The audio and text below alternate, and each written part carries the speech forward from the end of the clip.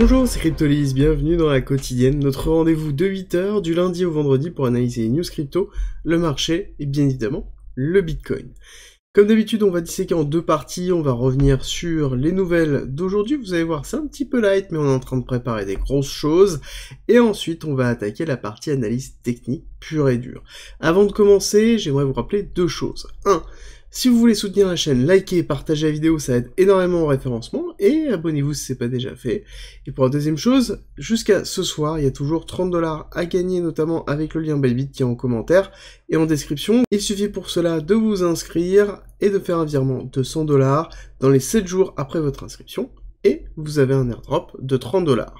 On attaque tout de suite avec les nouvelles, avec Serum et Genesis au programme, et vous allez voir que les dégâts de FTX commencent à se faire vraiment sentir, mais pour l'instant ça reste quand même contrôlé, et c'est un petit peu le concept de ce que l'on va détailler aussi dans cette analyse.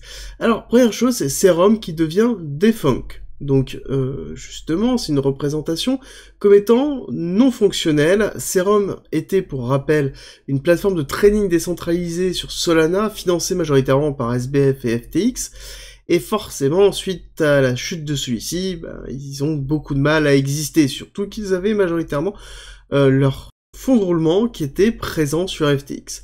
En plus, on rajoute le fait que maintenant, ils ont quasiment 0% de volume, donc il n'y a plus aucun volume sur la plateforme Serum, et FTX était au cœur du processus de protection et de sécurité, et aussi d'upgrade, donc de capacité d'entretien du réseau de Serum, et donc forcément, ça va être très compliqué, ils n'ont pas d'autre choix que d'arrêter le projet. Surtout que celui-ci a déjà été forké par la communauté et s'appelle OpenBook. Alors, concernant les détenteurs de SRM, c'est là où la grande question. On ne sait pas trop encore ce qui va se passer pour nous, et la discussion est toujours en cours au niveau de la communauté OpenBook. Je vous invite notamment à rejoindre cette communauté pour pouvoir suivre ce qui va se passer. Sur le Discord, notamment, les discussions ont lieu, et ça permet de voir justement ce qui va se passer sur les SRM. Est-ce qu'il y aura un nouveau token? Est-ce qu'il y aura un airdrop de ce token-là pour les possesseurs de SRM? C'est à déterminer par la suite. Malheureusement, on n'en est pas encore là, il va falloir vraiment suivre ce qui va se passer. On continue les nouvelles avec Genesis, qui est toujours en attente de solutions. Il nous confirme qu'actuellement, ils n'ont pas trouvé de prêt de 1 milliard de $. Prêt qui, d'après la dernière annonce, était essentiel pour éviter le dépôt de bilan, et justement, ils essaient d'éviter ce dépôt de bilan, ils essaient d'éviter d'être au chapitre 11 aux USA, et pour ce faire, ils sont dans une négociation, une discussion avec leurs principaux créanciers pour trouver une solution, à voir ce qui va se passer dans les semaines à venir. Je vous rappelle que justement, la dernière fois, je vous avais précisé que Genesis avait engagé notamment le cabinet spécialisé dans le redressement, cabinet qui avait été utilisé pour Voyager. Une semaine après d'avoir engagé ce cabinet-là, Voyager avait rempli le chapitre 11. Là, pour l'instant, ça fait pas encore une semaine, mais on s'en rapproche grandement, et vu les signes qu'on commence à voir, je pense que soit on va arriver à trouver une solution avec les créanciers, et donc une partie des créanciers vont devoir s'asseoir sur une partie de leurs assets, soit on va partir sur un chapitre 11, qui serait, somme toute, quand même, beaucoup plus restrictif pour la suite. La majorité de ce que je suis en train de voir sur City, donc sur le crypto Twitter, c'est que on a quand même, ça y est, une prise de recul qui est en train de se faire sur le fait que potentiellement les dominos, oui, ils sont en train de tomber, mais ils sont déjà préparés. C'est-à-dire que Genesis, on est au courant, dès le début, on a été au courant qu'il y avait un énorme trou. On était aussi au courant qu'ils avaient eu des difficultés avec 3IC, donc précédemment, qu'ils étaient déjà instables, et du coup, on n'est pas choqué de ce qui est en train de se passer, et justement, même s'ils déposent le bilan avec un chapitre 11, on ne sera pas choqué de ce qui va se passer par la suite. Donc, somme toute, en termes de contagion, pour l'instant, ça reste ultra restreint, il va falloir quand même être très attentif à ce qui peut se passer par la suite, étant donné que, comme d'habitude, c'est entre 4 semaines et 6 semaines qu'on commence à voir les plus gros poissons qui remontent, donc on reste attentif, on fait attention à ce qui pourrait arriver? Est-ce qu'il y en aurait une nouvelle qu'on n'aurait pas anticipée? C'est la grande question qu'on peut se poser. On terminera les nouvelles pour un petit rappel, c'est que, comme je vous ai dit, cette semaine, elle est chargée au niveau des annonces US. Ça commence aujourd'hui, avec notamment les annonces du PIB T3 et un discours de Powell qui peuvent influencer grandement le Nasdaq et le SP500, comme je vous le rappelle dans la quotidienne d'hier, en attente de, justement, résolution de ce côté-là, de confirmation d'un biais plus ou moins bullish. Donc on fait attention aujourd'hui et demain pour les volatilités qui pourraient avoir lieu, et ça risque d'être quand même assez fort, parce qu'on arrive dans une fin d'année. Je rappelle qu'on est aussi dans une clôture mensuelle, et on prépare la clôture annuelle. Donc forcément, on a toujours une partie de volatilité avant le départ pour les vacances de Noël. Donc à voir comment ça va se déterminer. Est-ce que ces annonces vont être suffisantes, ou est-ce qu'on va attendre vraiment l'augmentation des taux directeur. On a terminé sur les nouvelles, on va attaquer la partie technique, mais avant, je vous rappelle que le Discord est en commentaire et en description. C'est gratuit et c'est un lieu d'échange et d'information sur la crypto-monnaie, la blockchain, le trading et l'investissement. Et pour tous ceux qui souhaitent avoir plus d'informations et soutenir en même temps le Discord et soutenir la chaîne, nous avons mis en place un premium avec plus de contenu, plus de 100 vidéos et 300 pages de guides et de formations structurées autour d'un parcours pédagogique. Et en plus de ça, vous retrouverez dans le premium notamment des stratégies de trading, des stratégies d'investissement, des analyses sur les différents coins, des lives hebdomadaires, des briefs quotidiens qu'on effectue sur le marché, et plein d'autres petits contenus. Je vous mets une petite vidéo en haut à droite pour les curieux, et on attaque la partie technique avec notre rituel habituel de, tout simplement, présentation de notre hypothèse héliotiste que nous avons depuis déjà maintenant fort longtemps, même si elle a évolué entre temps. Vague 1, vague 2, 3, 4, 5 terminé ici en avril 2021. Nous sommes actuellement dans un retracement ABC.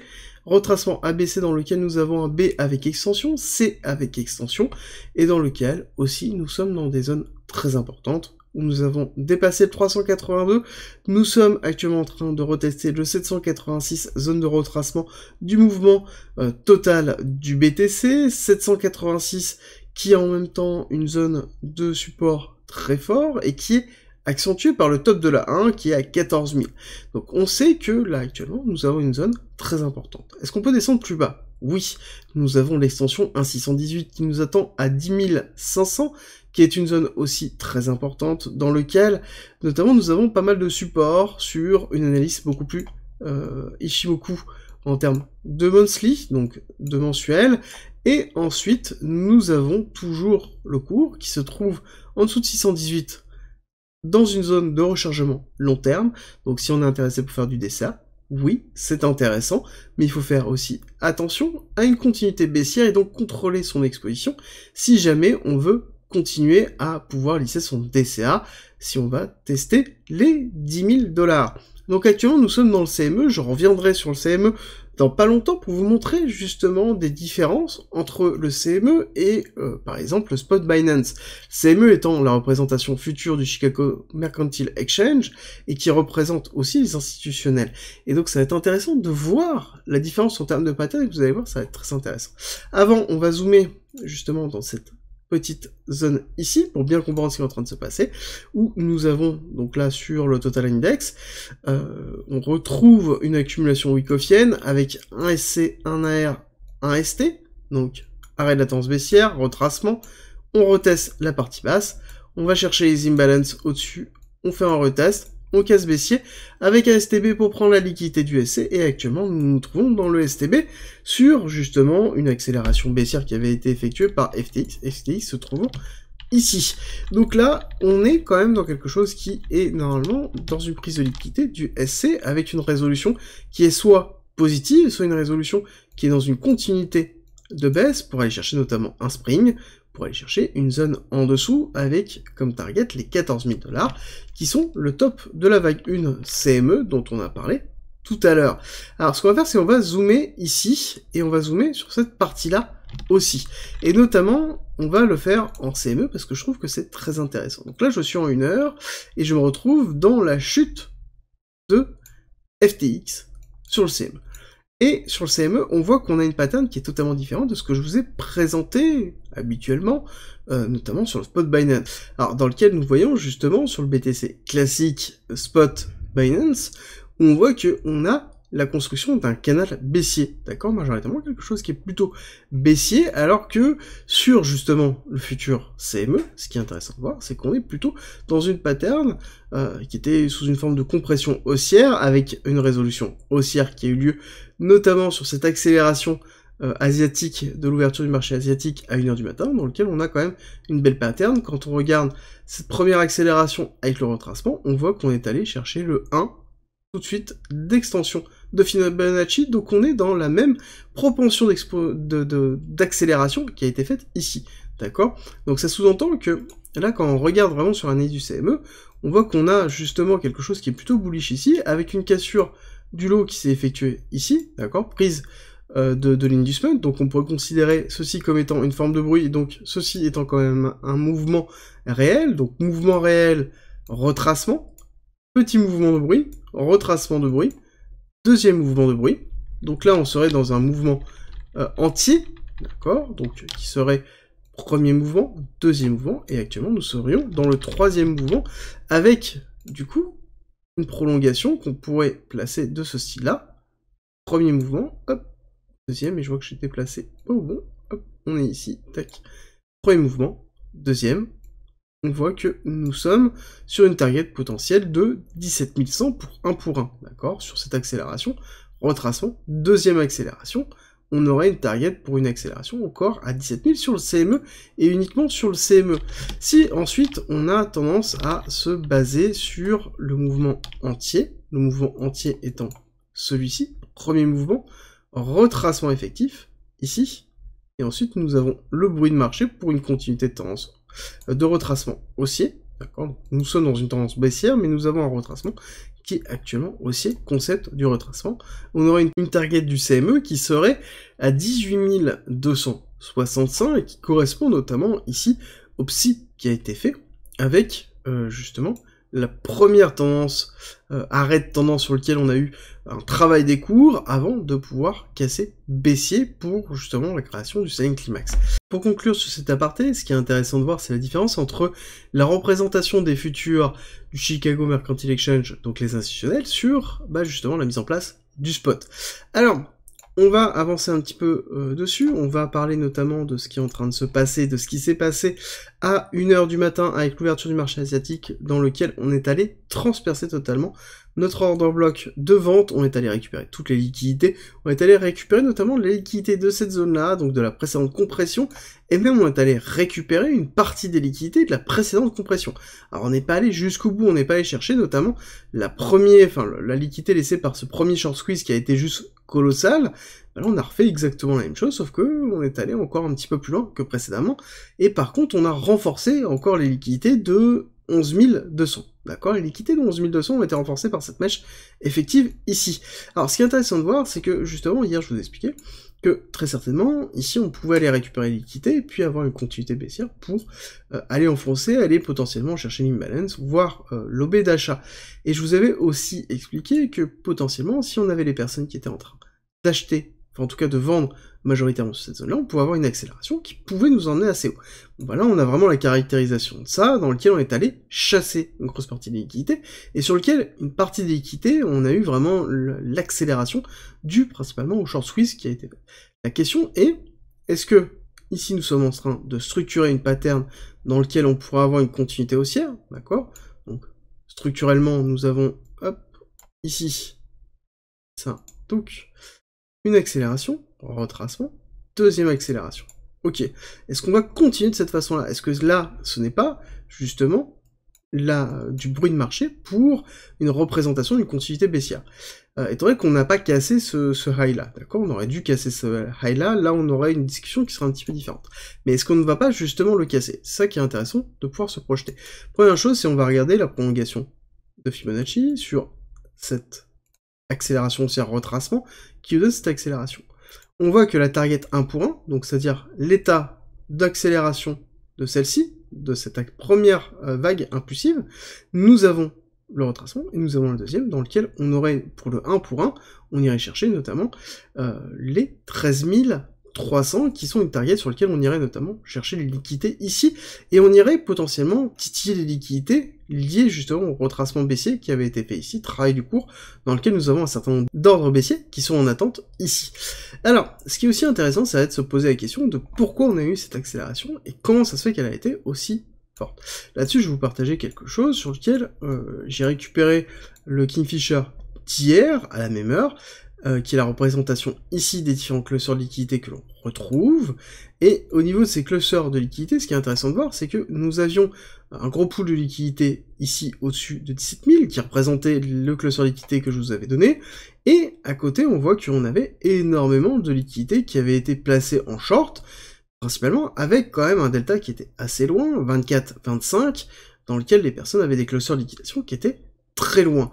On avait des longs qui étaient structurels, qui n'ont pas bougé depuis assez longtemps, et qui sont aussi très lointains, sur lesquels ça se voit que c'est des clusters de liquidation long terme, et voici celui d'aujourd'hui, donc on va le placer de la même façon, tac, on va le mettre de cette façon-là, on voit qu'on a liquidé toute cette partie-là, donc toute la partie de 17 000 n'existe plus, oui, mais c'est pas l'information la plus importante. Les deux importantes, ça va être une diminution des shorts qui se trouvaient entre 19 000 et 21 000, dans lequel on a notamment, quand on regarde ici, nous sommes à 100 millions, on voit qu'on était pas loin des 80 millions, et quand on regarde ici ce qui reste, bon bah on est quasiment à 50, donc ça veut dire qu'on a eu une diminution des positions de liquidation, ça veut dire qu'on a eu une diminution notamment des ordres, les personnes ont limité leur risque en diminuant leur position, ou en tout cas une partie des personnes qui étaient en position ont cut directement. Donc quand on cut un short, qu'est-ce qui se passe? Bah tout simplement, ça veut dire qu'on rachète sa position, et donc on a une accélération haussière. Et donc, ça c'est important de le noter, qu'une partie de l'accélération haussière est liée à ça. Et liée aussi à une notion de CVD, on va aborder tout à l'heure sur Coinalyse, qui est intéressant. Ensuite, l'élément important, c'est que quand on continue dans cette analyse, on voit que dans les clusters de liquidation qui étaient à 24-25, on avait quelque chose qui était maintenant à 70, ouais, et on avait quelque chose qui était à 150, quasiment à 150. Donc là-dessus, on a divisé encore une fois par 2, donc des personnes ont tout simplement abandonné leur short. Pareil, la grosse liquidation à 25 n'existe plus, d'accord, n'existe plus. Donc ça veut dire que majoritairement on a énormément de shorts qui ont racheté leur position, et on a à côté, ici, des longues, parce que là on était à 150, regarde maintenant on est à 250. Donc on a des longues qui sont positionnées majoritairement. Et ce sont des longues en plus, ce qui est intéressant. Alors oui, on a un petit cluster de longues qui se trouve ici, mais qui est quand même somme toute minime, mais majoritairement, le gros des longues se trouve sur du long terme, en dessous des 13 000. D'accord? Donc ça veut dire que les clusters de liquidation sont très lointains. Et quand on regarde un petit peu la mise en place de ce graphique-là, ce qui est intéressant de voir, c'est que on commence à avoir un étiolement des shorts par rapport aux longues, et c'est ce qu'on est aussi en train de voir au niveau de l'order flow. Au niveau de l'order flow, on voit ici que les longues sur les top traders sont en train de se construire. Alors on a toujours positivement en longue sur la totalité des comptes, même si on a une contraction qui est en train de se faire, et si on regarde au niveau de l'open interest, on est toujours sur un open interest très bas. Ce qui est plutôt positif, c'est-à-dire qu'on a assez peu de levier par rapport à la totalité du marché. Et ce qui nous donne aussi une force de pouvoir dire qu'on pourrait continuer à pousser dans cette continuité-là tant qu'on n'a pas des leviers qui arrivent à retourner à 160 000 d'un coup. Ça veut dire qu'on est sur un marché qui est potentiellement en train de se construire. Ce qui est le cas, oui, et en même temps qui nous pose des questions. Ici, nous avons les CVD, donc CVD Spot, CVD Perp, sur lesquels généralement j'ai tendance à les présenter quand je fais les briefs au premium avec Kingfisher, parce que c'est beaucoup plus simple de pouvoir les montrer de cette façon-là, mais sans Kingfisher, le seul moyen, c'est de passer par Coinalyse. Alors, nous avons les CVD Spot, sur lesquels on voit qu'on avait un CVD Spot qui était majoritairement en accélération dans cette zone-là, avec une diminution, donc sur lequel on avait une temporisation de la pression achat sur le cours, un cours qui était majoritairement flat, et ensuite on voit qu'on retourne sur une accélération, ici du CVD, qui est plutôt positive. Si on avait eu qu'un CVD perp, ici, donc perpétuel sur les contrats futurs, ça m'aurait dérangé. Là actuellement, l'accélération, on voit que majoritairement, on a quand même une accélération spot qui est supérieure à l'accélération, ici, perpétuelle, et qu'on a un inversement potentiel au niveau du CVD spot. Donc c'est-à-dire potentiellement la mise en place d'achats long terme, spot, sur le cours, et ce qui est généralement signe positif d'achat et d'accumulation sur une zone. Le perpétuel, quant à lui, a toujours continué à augmenter, d'accord. Ce qui est intéressant, c'est qu'il n'a pas eu cette phase descendante qu'a eu le CVD spot, et que justement on avait quelque chose qui était structurellement haussier, et qu'on voit qu'on a toujours une accélération, mais qui est en même temps normal, d'accord. Quand on a une faible volatilité, généralement on va avoir toujours tendance à aller chercher sur du futur pour pouvoir créer de la volatilité, avec notamment des effets de levier, et de base, le perpétuel est toujours plus volatile que le spot, parce que on a des effets de levier, parce que on a des écarts et donc des arbitrages qui sont effectués entre les différents exchanges, et donc là pour moi, de mon côté, on a quand même quelque chose qui est en train de se mettre en place, qui est plutôt intéressant, qu'il va falloir surveiller pour une continuité haussière. Il ne faut pas penser qu'ici on va forcément drop, on pourrait drop, je veux dire là on a une accélération avec de l'imbalance qui a été laissée, cette imbalance pour moi, il va falloir à un moment donné aller la chercher, ici elle se trouve là, parce que vous ne voyez peut-être pas, hop, ici, il va falloir à un moment donné la chercher, mais est-ce qu'on va consolider pour repartir à la hausse? Est-ce qu'on va structurer haussier pour ensuite refaire un retracement et repartir? Ou est-ce que, tout simplement, on va faire une petite accélération, faire une distribution ici, petite accélération avec un UTAD, break baissier, après avec une validation, avec potentiellement un retest, et break baissier, pourquoi pas. Là, pour l'instant, moi, de mon côté, avec les nouvelles qui vont arriver aujourd'hui, demain et vendredi, bon, il va falloir prendre un petit peu de recul par rapport à ça, et se statuer, est-ce que les nouvelles vont être suffisamment positives pour nous emmener avec le Nasdaq et le SP500? Est-ce qu'on a toujours une petite corrélation, que ce soit à la hausse ou à la baisse, même si on sait qu'on est quand même majoritairement décorrélé en ce moment? Est-ce qu'on va garder une petite corrélation pour continuer à nous emmener, ou est-ce qu'on va rester dans, tout simplement le marché crypto en lui-même? Je rappelle qu'on a quand même Fidelity qui a lancé une offre retail d'achat BTC, bon, qui pourrait être intéressant sur le très long terme. Alors, on a autre chose que je voulais vous montrer, c'est que tout simplement l'accélération, elle s'est relayée sur la totalité des cryptos. On le voit bien ici où, pareil, on est allé chercher toutes les liquidités des tops précédents. On est allé récupérer première liquidité, deuxième liquidité, troisième liquidité. Donc sur la totalité du market cap des cryptos, on a récupéré les liquidités de toutes les compressions qui avaient été mises en place et de toute la zone de neutralité qu'on avait eu depuis très longtemps.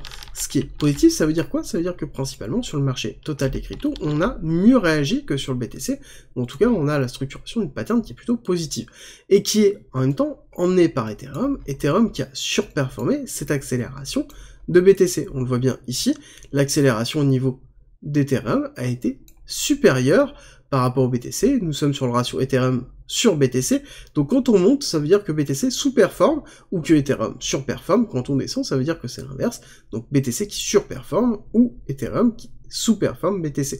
Là actuellement, on voit qu'Ethereum joue son rôle aussi de catalyseur d'accélération haussière sur la totalité du marché crypto.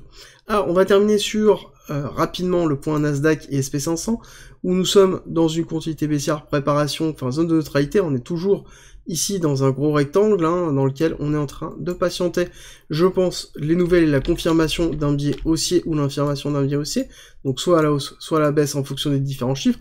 Forcément, si on a un PIB qui monte, il va falloir attendre une réaction haussière qui risque d'être plutôt positive, et derrière, il va falloir attendre le discours de Powell pour voir justement le ton marqué. Est-ce que ça va être sur un PIB? Oui, le PIB est positif, ok, ça veut dire qu'on peut continuer à taper comme des bœufs sur le taux d'intérêt, ou le PIB est positif, mais bon, on a compris que l'inflation est en train de se faire, bon bah somme toute, on va continuer à diminuer l'augmentation des taux d'intérêt qu'on a justement en tête, donc ça veut dire confirmer un 0,5, voire potentiellement un 0,25 sur décembre, ou bah tout simplement on continue comme ça, donc 0,75 et 1, et là par contre, ça va faire mal, ça va être le bain de sang, hein, clairement. Ça va être le bain de sang, on en discutera quand on y sera, mais ça risque d'être le bain de sang. SP500, bah pareil, on est toujours dans la même schématique, DXY, toujours dans la même schématique, on est clairement dans l'expectative, on attend aujourd'hui et demain. Le petit point, c'est qu'on note toujours que le SP500, toujours au-dessus, quand on regarde la bougie d'hier, dans lequel on a ravalé quasiment 60% de la bougie, ce qui n'est pas le cas au niveau du Nasdaq, le SP500 bien supérieur justement au Nasdaq, ce qui montre aussi la complexité du Nasdaq par rapport au SP500 et la représentation du marché général US et des problématiques qu'ils peuvent avoir. Dites-moi, vous, ce que vous en pensez sur les annonces d'aujourd'hui. Est-ce qu'on va repartir sur quelque chose où on va avoir un PIB trimestre 3 qui va être dans une continuité de soit de stagnation ou de baisse, ou est-ce qu'on va partir sur quelque chose qui est à la hausse, et quel va être selon vous l'impact sur le marché? C'est un petit peu intéressant, surtout qu'on est dans un moment où on est dans une clôture mensuelle, donc il y a un événement important d'ordre général pour les cours. Est-ce qu'on va avoir une tendance baissière ou haussière suite à ces journées d'annonces?